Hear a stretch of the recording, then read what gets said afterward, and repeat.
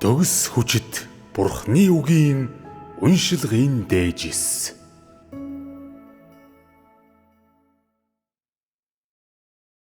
Зор ганц Бурхан өөрөө. 9. Бурхан бол бүх зүйлийн амийн их сурвалж. 3. Энэ хугацаанд бид Бурхныг мэдихтэй холбоотой олон сэдвийг ярьсан бөгөөд саяхан бид энэ талаар маш чухал зүйл ярьсан. Сэдв нь юу вэ? Бурхан бол бүх зүйлийн амийн их сурвалж. Миний ярьсан зүйл болон сэдв хүн бүхэнд тодорхой сэтгэгдэл төрүүлсэн юм шиг байна. Өнгөрсөн удаа бид хүн төрлөختөнд зориулан Бурхны бүтээсэн амьд орших орчин нөхцөлийн цөөн хэдэн талын тухай болон Бурхан хүмүүсийн амьдралд шаардлагатай бүх төрлийн хоол тэжээлийг бэлтгэдэг тухай ярилцсан. Үнэн хэрэгтээ Бурхны хийдэг зүйл бол зөвхөн хүмүүсийн амьдрах орчинг бэлтгэх явдал биш. Мөн тэдний өдөр тутмын хоол тэжээлийг ч бэлтгэх явдал биш. Харин хүмүүсийн оршин тогтнол болон хүн төрлөختний амьдралын төлөө хийгдэх асар их хэмжээний нууцлаг, зайлшгүй ажилтай холбоотой янз бүрийн талыг гүйцэлдүүлэх явдал билээ. Эдгээр нь бүгд Бурхны үйлс юм. Бурхны эдгээр үйлдэл нь зөвхөн хүмүүсийн амьдрах орчин нөхцөлийг болон өдөр тутмын хоол тэжээлийг бэлтгэх ажлаар хязгаарлагддаггүй. Үүнээс хавьгүй илүү өргөн цар хүрээг хамардаг. Энэ хоёр төрлийн ажлаас гадна тэр бас хүний амьдралд шаардлагатай амьдрах олон орчин нөхцөл байдлыг бэлтгэдэг. Энэ бол өнөөдөр бидний ярих гэж буй сэдэв юм. Энэ нь ч бас Бурхны үйлстэй холбоотой. Эс бөгөөс үүнийг энд ярих нь ямар ч утгагүй байх байлаа. Хэрвээ хүмүүс Бурхны тухай мэдхийг хүсдэг боловч Бурхан гэх үгийн талаар эсвэл Бурханд юу байгаа болон тэр юу болохын бүх талын тухайд зөвхөн үгжилсэн ойлголттой байдаг бол тэр нь жинхэнэ ойлголт биш юм. Тэгвэл Бурхны тухай мэдлэгийн зам юу вэ? Энэ нь түүний үйлдэлээр дамжуулан түүнийг мэдэх, түүний бүх талыг мэдэх явдал юм. Тиймээс бид дараа нь бүх зүйлийг бүтээх үеийн Бурхны үйлсийн талаар нөхөрлөх ёстой. Бурхан бүх зүйлийг бүтээсэн цаг мөчөөс хойш түүний тогтоосон хуйлууд дээр тулгуурлан бүх зүйл ажиллаж байгаа бөгөөд тогтмол байдлаар тасралтгүй хөгжсөөр ирсэн. Түүний хараа, түүний захиралт дор хүмүүсийн оршин тогтнолтой зэрэгцэн бүх зүйл тогтмол хөгжсөөр ирсэн. Эдгээр хуулийг өөрчилж чадах зүйл нэг ч үгүй. Эдгээр хуулийг устгаж чадах зүйл ганц ч үгүй. Бурхны захиралтаас болж бүх зүйл үржин өсөж чаддаг бөгөөд түүний захиралт болон удирдлагаас болж бүх зүйл амьд оршиж чаддаг. Өөрөөр хэлбэл Бурхны захиралт дор бүх зүйл дэг журамтай байдлаар оршин тогтнож, өсөж бойжоод, алга болж дахин төрлөө олдог. Хавар болоход шиврээ бороо хаврын мэдрэмжийг авчирч газар дэлхийг чиглэнэ. Газар шороо гисэж, өвс ногоо газрын хөрсийг түрэн гарч ирээд нахиалж эхэлдэг. Харин модод аажмаар ногоордог.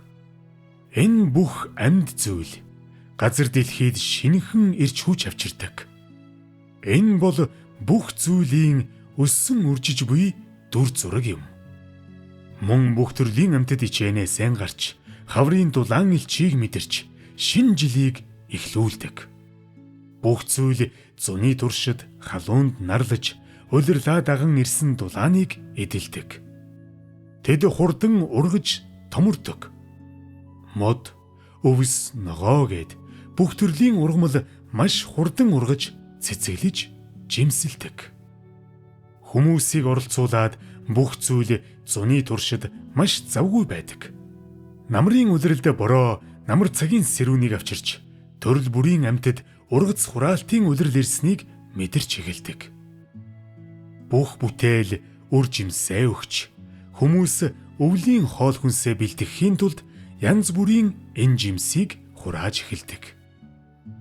Өвөл ирэхэд хүйтэнд бүх зүйл айжмаар амарч нам гүн болж эхэлдэг бөгөөд хүмүүс ч бас энэ улиралд завсарлага авдаг. Хавраас эхлэн зун, намар, өвөл гэсэн эдгээр шилжилт болон өөрчлөлт нь Бурхны тогтоосон хуулийн дагуу явагддаг. Тэр эдгээр хуулийг ашиглан бүх зүйл болон хүн төрлөختнийг залж чиглүүлдэг бөгөөд хүн төрлөختөнд зориулан баялаг, өнгөлөг амьдралын замыг бүрдүүлэн өгч ялгаатай температур болон улиралтай амьдрах орчныг бэлтгэсэн. Амьд орших эдгээр дэг журамтай орчинд хүмүүс мөн амьд оршиж дэг журамтай байдлаар өсөж үрждэг. Хүмүүс эдгээр хуулийг өөрчилж чадахгүй. Хинч юу ч үүнийг нурааж чадахгүй. Тоо томшгүй олон өөрчлөлт гарч далай тэнгис тал газар болж харин тал газар далай тэнгис болсон ч энэ хуулиуд оршсоор байгаа. Бурхан оршдог учраас тэд оршдог бөгөөд түүний захиралт болон удирдлагаас болж оршдог. Ийм дэг журамтай томоохон орчинд хүмүүсийн амьдрал эдгээр хууль зүй тогтлын дагуу урагшилдаг. Эдгээр хууль нь хүмүүсийг үеэс үед өсгөн хүмүүжүүлсэн ба хүмүүс үеэс үед эдгээр хуулийн дагуу амьд үлдсэн. Энэхүү дэг журамтай амьдрах орчныг болон үеэс үед Бурхны бүтээсэн олон зүйлийг бүгдийг нь хүмүүс эдэлсэн. Хэдийгээр хүмүүс ийм хуйлууд угаасаа л байдаг зүйл гэж бодож эдгээрийг үл тоомсорлогч мөн Бурхан эдгээр хуулийг зохион байгуулж байгааг мэдэрч чаддгүй хэдий ч Бурхан эдгээр хуулийг захирдаг бөгөөд ямар тааж Бурхан энэ хувиршгүй ажлыг үргэлж хийдэг. Энэ хувиршгүй ажилдах түүний зорилго нь хүн төрлөختнийг амьд үлдээхийн төлөө байдаг бөгөөд ингэснээр хүн төрлөختөн үргэлжлүүлэн оршиж болох юм. Бурхан бүх хүн төрлөختнийг өсгөхийн тулд бүх зүйлд хил хязгаар тогтоодог. Өнөөдөр би бүх зүйлд Бурханы авчирсан эдгээр төрлийн хууль бүх хүн төрлөختнийг яаж өсгөдөг тухай сэдвээр ярих гэж байна. Энэ бол маш том сэдв. Иймээс бид үүнийг хэд хэдэн хэсэг болгон хуваагаад нэг нэгээр нь ярина. Хэнгвэл та бүхэнд үүнийг тодорхой дүрслэн харуулж болно.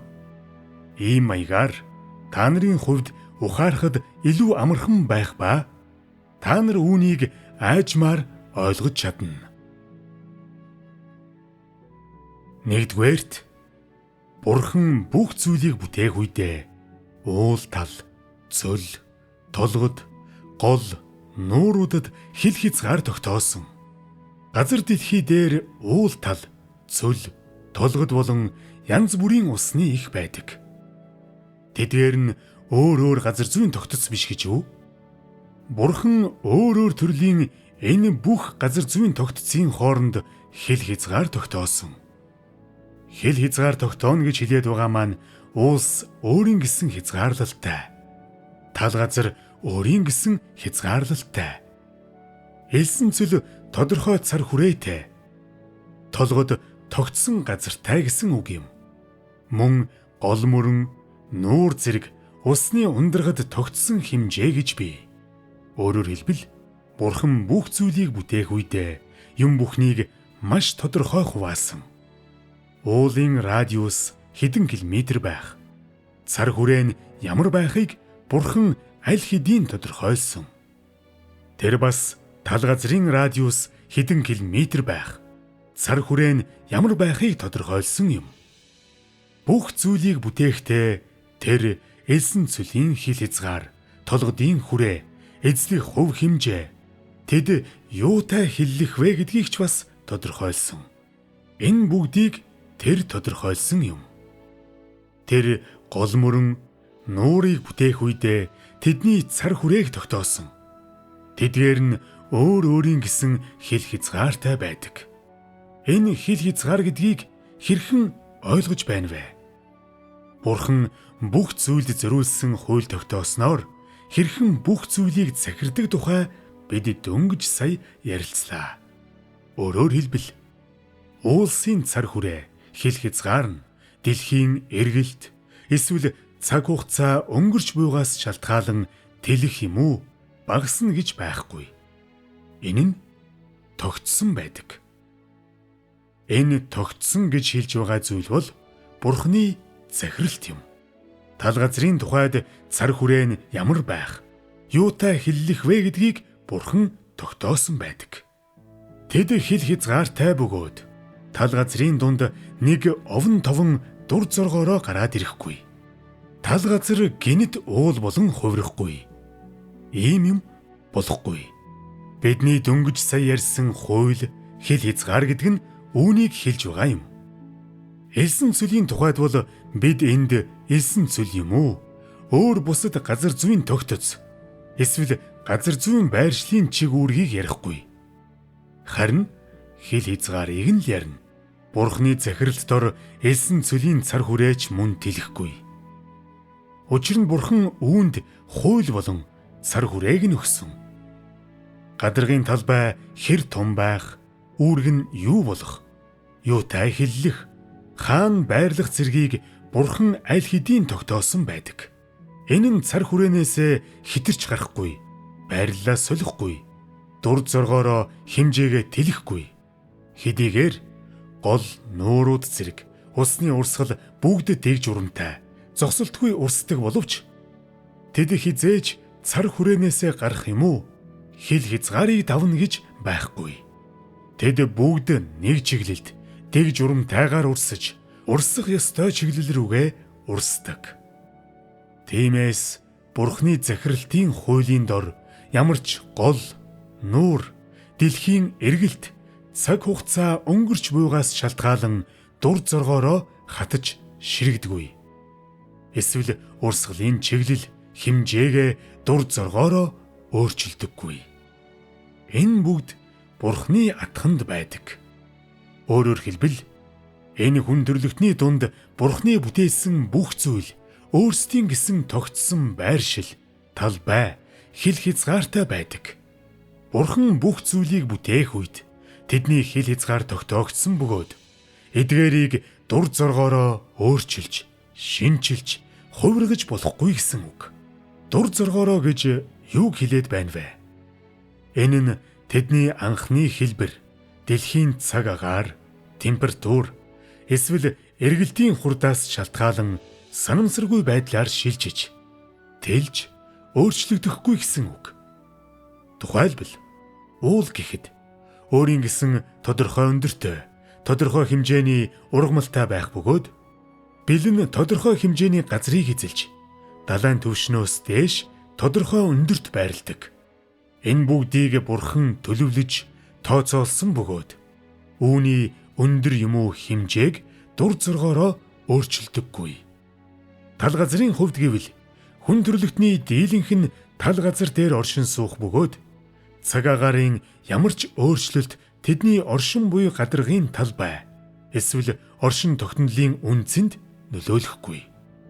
Бурханы бүтээсэн төрөл бүрийн газрын тогтц болон газар зүйн орчинд агуулгадж байгаа зүйлс хүртэл дур зоргоороо өөрчлөгдөхгүй. Жишээлбэл цөлийн бүрэлдэхүүн хэсэг, газар дор байгаа эрдэс баялгууд, агуулгадж байгаа элсний хэмжээ, элсний өнгө, зузаан энэ бүгд дур зоргоороо өөрчлөгдөхгүй. Яагаад дур зоргоороо өөрчлөгдөхгүй вэ? Бурханы захиралт болон түүний удирдлагаас болж байгаа юм. Бурханы бүтээсэн энэ өөр өөр газрын тогтц, газар зүйн орчин дотор тэрээр бүх зүйлийг төлөвлөсний дагуу дэг журамтайгаар удирдах байдаг.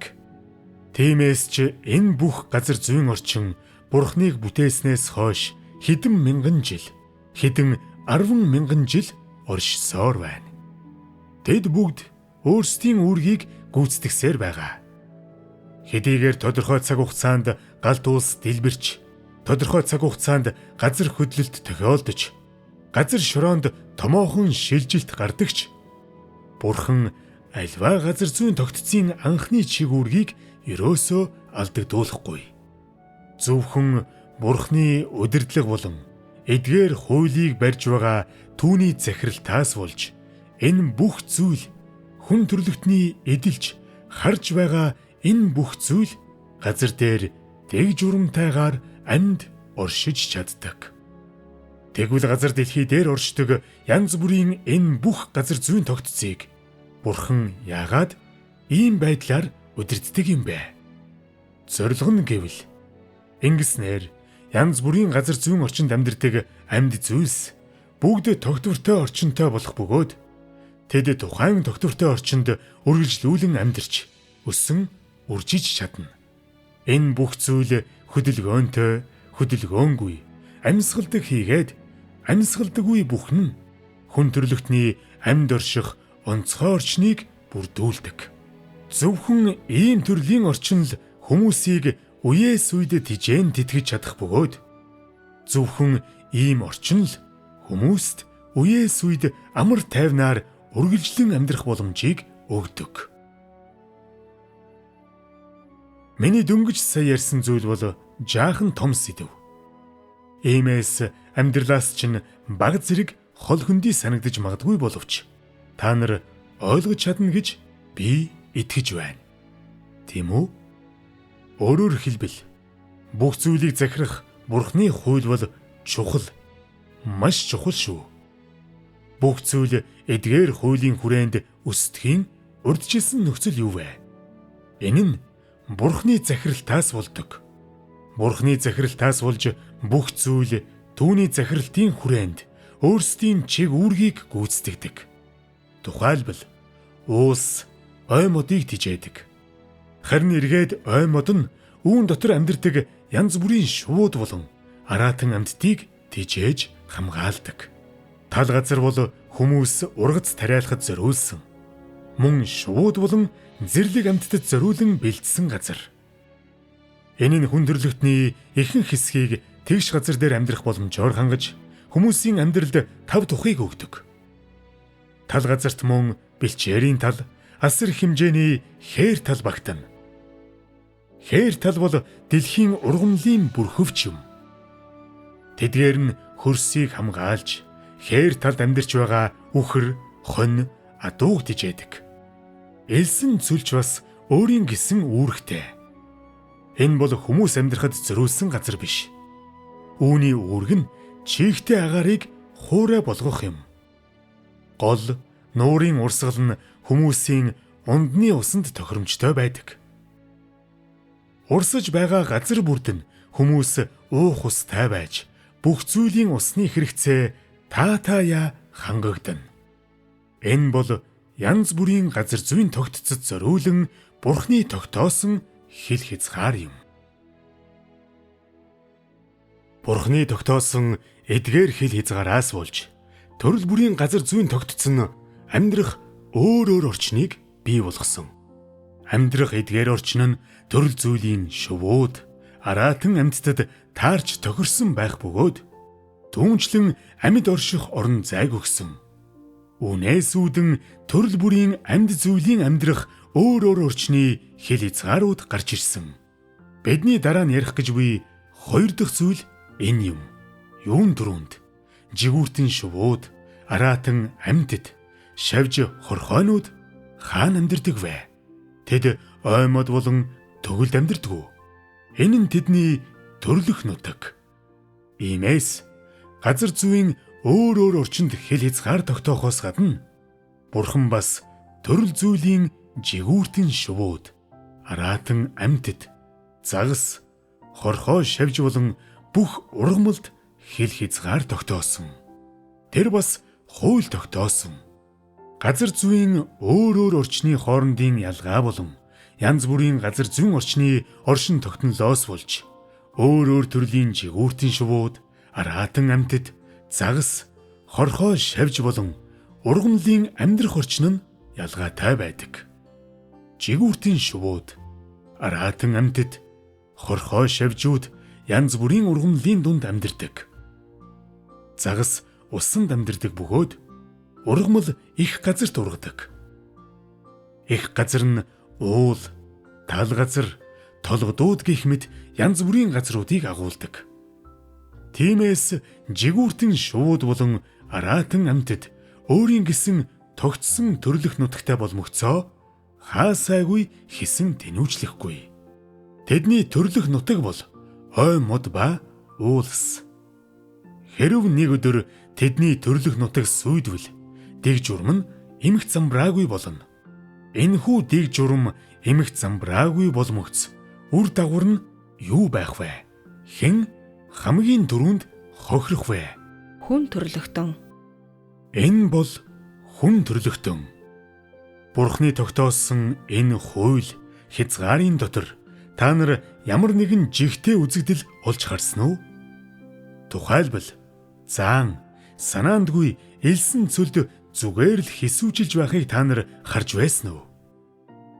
Хэрв ийм зүйл тохиолдсон бол үнэхээр хачин үзэгдэл байх байлаа. Учир нь заан ой модонд амьдардаг бөгөөд энэ нь Бурхны тэдэнд зориулан бэлтгэсэн амьдрах орчин юм.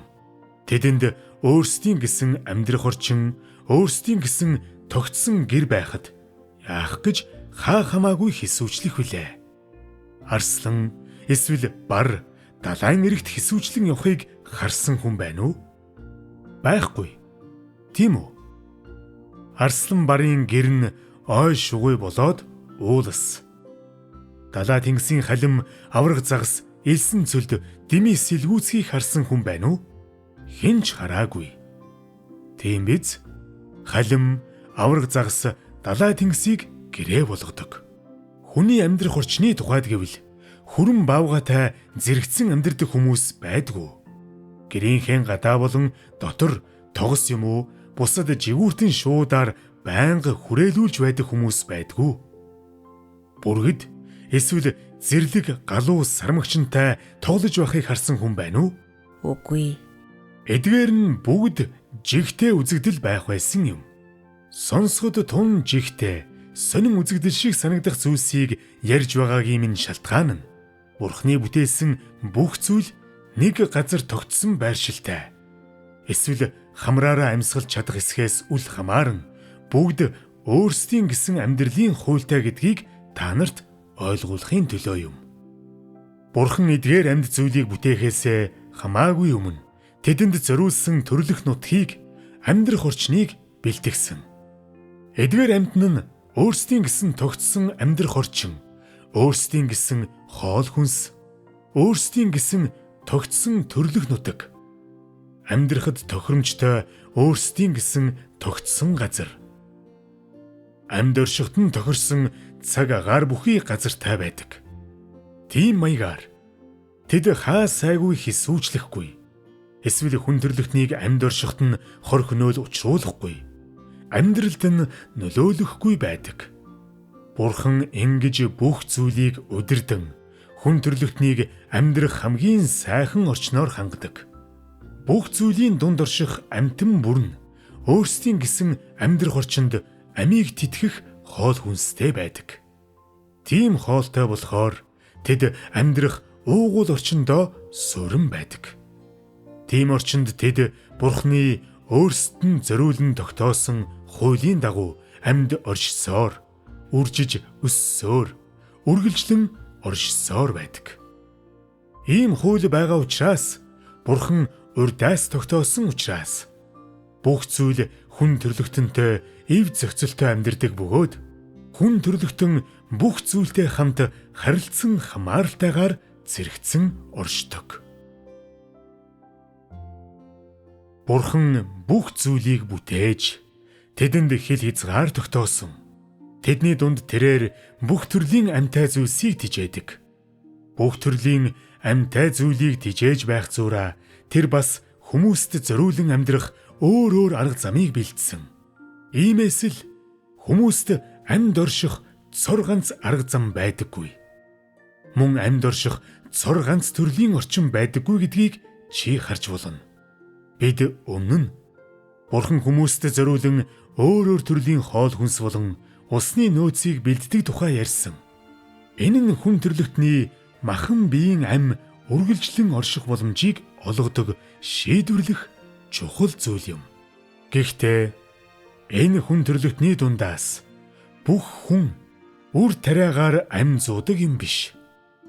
Хүмүүс газар зүйн орчин болон газар зүйн тогтцын ялгаанаас хамааран өөр өөр амьдрах арга барилтай байдаг. Бурхан энэ бүх амьдрах аргыг бэлтгэсэн. Тиймээс үндсэндээ бүх хүн газар тариалан эрхлээд байдаггүй. Өөрөөр хэлбэл хүн бүр тариа будаа ургуулснаар хоол хүнсээ авдаггүй. Энэ бол бидний ярих 3 дахь зүйл. Хэл хязгаар нь хүн төрлөختний амьдралын өөр өөр хэв маягаас улбаалан бий болсон. Тэгвэл хүмүүст өөр ямар төрлийн амьдралын хэв маяг байдаг вэ? Өөр өөр хоол хүнсний их усврийн тухайд гэвэл өөр ямар хүмүүс байдаг вэ? Хэд хэдэн үндсэн төрөл бий. Эхнийх нь ан хийх амьдралын хэв маяг. Хүн бүр энэ тухай мэддэг. Тийм үү? Ан хийж амьдрдаг хүмүүс юу иддэг вэ? Ангийн мах. Тэд ойн шувууд, араатан амьдтыг иддэг. Ангийн мах гэдэг бол орчин цагийн үг. Анчид үүнийг ангийн мах гэж боддоггүй. Тэд үүнийг хоол хүнс, өдөр тутмын хоол тижээл гэж боддог. Жишээ нь тэд буг агнлаа. Тухайн бугыг авлаж байгаа нь яг л тариачин хөрс шорооноос тариа будаагаа авч байгаатай адил байдаг. Тариачин тариа будаагаа хөрснөөс авдаг ба тариа будаагаа хараад баяр хөөртэй болж санаа намардаг.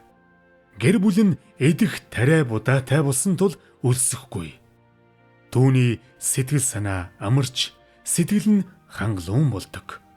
Анчин ч бас хийсэн ангаа харахтаа санаа амарч, сэтгэл хангалуун болдог. Учир нь тэр дахин хоолны талаар санаа зовох шаардлагагүй болдог. Дараагийн хоолндоо идэх зүйлтэй болж өлсөх шаардлагагүй болдог. Энэ бол амин зуулгынхаа төлөө ан хийдэг хүн юм. Ан хийж амин зуудаг хүмүүсийн ихэнх нь уулын ой модонд амьдардаг. Тэд газар тариалан эрхэлдэггүй. Тэнд тариалангийн газар олоход хялбар биш. Тиймээс тэд олон төрлийн амьтай зүйл, янз бүрийн ангийн олзоор амьдардаг. Энэ бол ердийн хүмүүсийнхээс өөр амьдралын эхний хэв маяг юм. Хоёр дахь төрөл нь мал маллах хэв маяг. Амьдрахын төлөө мал малладаг хүмүүс газар тариалан эрхэлдэг үү? Үгүй. Тэгвэл тэд юу хийдэг вэ? Хэрвээ энд Монгол угсаатан хүн байгаа бол өөрсдийн нүүдэлчин хэв маягийн талаар баг зэрэг ярьж болно шүү. Ихэвчлэн бид нар амьдрахын төлөө өхөр хон хариулдаг. Тариа ногоо тарьдаггүй. Өлийн улирал бид малаа ядалж иддэг. Бидний хоол хүнс үндсэндээ өхөр хоньны махаас бүрддэг. Бид сүйдээ цаавдаг. Малчид хэдийгээр жилийн 4 улирал завгүй байдагч сайн хоолдог. Тэд сүүс бүтээгдэхүүн махаар тоцдоггүй. Монголчууд гол төлөв үхэр, хоньны мах идэж, хонь болон үнэний сүү уудаг бөгөөд бух, морь унаж, малаа хариулан, нүүрэнд нь нар тусаж, үсээ салхинд намируулан хээр талаар явдаг. Тэдэнд орчин цагийн амьдралын дарамт байхгүй. Бүхэл өдөржингөө өргөн уудам хөх тэнгэр ногоон талыг л хардаг. Амин зуухын тулд мал маллаж байгаа хүмүүсийн дийлэнх нь зүлэг ногоон тал дээр амьдарч нүүдэлчин хэв маяга үеэс үед үргэлжлүүлж чаддаг. Зүлэг ногоон тал дээр амьдрах нь баг зэргийн ганцаардмал байж болох ч энэ нь бас маш аз жаргалтай амьдрал. Энэ бол амьдралын тийм ч муу хэв маяг биш. 3 дахь төрөл нь загасчлах хэв маяг. Далай тэнгисийн ойролцоо юм уу? Жижиг арал дээр амьдардаг цөөн тооны хүмүүс байдаг. Тэд далай тэнгисийг харж усаар хүрээлэгддэг. Энэ хүмүүс амин зуухын тулд загасчилдаг. Амин зуулгынхаа төлөө загасчилдаг хүмүүсийн хоол хүнсний их үүсвэр юу вэ? Энэ нь бүх төрлийн загас, далайн хоол, далайн бүтээгдэхүүн. Тийм биз? Хонконг загас агнуурын жижигхэн тосгон төдий байх үед тэнд амьдардаг хүмүүс амин зуулгынхаа төлөө загасчилдаг байсан. Тэд газар тариалан эрхлээгүй. Өдөр бүр загасчлахаар явдаг байсан. Тэдний гол хоол хүнс нь янз бүрийн загас, далайн бүтээгдэхүүн байлаа. Тэд заримдаа эдгээр зүйлийг будаа, гурил болон бусад өдөр тутмын хэрэгцээт зүйлээр сольж арилжаалдаг байв. Энэ бол усны ойролцоо амьдардаг хүмүүсийн амьдралын өөр нэг хэв маяг юм. Усны ойр амьдардаг хүмүүс өөрсдийн хоол хүнсний төлөө үүнд түшгэлдэг бөгөөд загасчлах нь тэдний амин зуулга билээ. Энэ бол тэдний амин зуулгын мөн түүнчлэн хоол хүнсний их сурвалж юм. Амин зуулгынхаа төлөө газар тариалан эрхэлдэг хүмүүсээс гадна үндсэн 3 төрлийн амьдралын хэв маягийг дээр дурдлаа. Мал аж ахуй, загасчлах болон ан агнуур дээр тулгуурлан амин зуухаас гадна ихэнх хүмүүс амин зуулгынхаа төлөө газар тариалан эрхэлдэг. Амин зуулгынхаа төлөө газар тариалан эрхэлдэг хүмүүст юу хэрэгтэй байдаг вэ? Тэдэнд хөрс шороо хэрэгтэй. Тэд хэдэн үеэрээ тариа буудаа ургуулж амин зуудаг. Хүнсний ногоо, жимсгэн, үр тариа гэд юу ч тарьсан бай. Тэд өдөр тутмын хэрэгцээт зүйлсээ газраас авдаг. Хүний энэ өөр төрлийн амьдралын хэв маягийн үндсэн нөхцлүүд нь юу вэ? Тэдэнд өөр амьдрах орчны баталгаа байх шаардлагатай бус уу?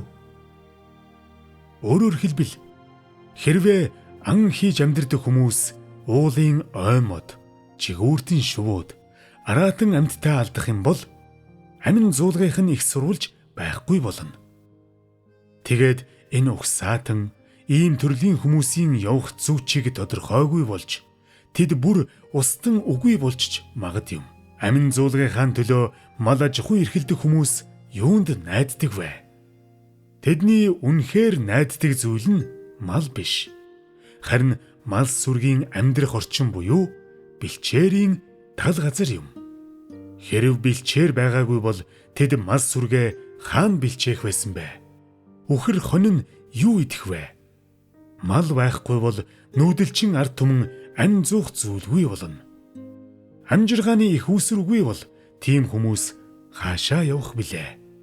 Үргэлжлүүлэн амьд үлдэн гэдэг маш хэцүү болж ирээдүйн үгүй болно. Усны их үүсвэргүйгээр гол нуурууд хатаж ширгэнэ. Амин уснаас хамааралтай байдаг загаснууд үргэлжлүүлэн оршин тогтнох уу? Эдгээр загас оршин тогтнох боломжгүй болно. Амин зуулгынхаа төлөө ус болон загаснаас хамааралтай байгаа хүмүүс цаашид амьд оршиж чадах уу? Хэрв тэдэнд хоол хүнс, амжиргааны их үүсвэр байхгүй бол тэд цаашид амьдрах боломжгүй болно. Өөрөөр хэлбэл амин зуулга, амьд орших чадварт нь асуудал гарсан даруйд тухайн угсаатан үргэлжлүүлэн орших боломжгүй болдог бөгөөд дэлхийгээс арчигдан үгүй болно. Амин зуулгынхаа төлөө газар тариалан эрхэлдэг хүмүүс хөрс шороогоо алдаж, юм тарьж ургуулж чадахгүй болж, янз бүрийн ургамлаас хоол хүнсээ авч чадахгүй бол үр дүн нь ямар байх вэ? Хоол хүнс үгүй бол хүмүүс үлбэрч үхэх нь үстэй. Хэрвээ хүмүүс үлбэрч үхвэл ийм төрлийн хүмүүс устгагдах бусуу. Тиймээс л Бурхан төрөл бүрийн орчинг хадгалж үлдэх зорилготой байдаг. Бурхан төрөл бүрийн орчин, экосистемийг хадгалж тухайн орчин бүрт байгаа өөр өөр амьд зүйлсийг хадгалж байдаг нь.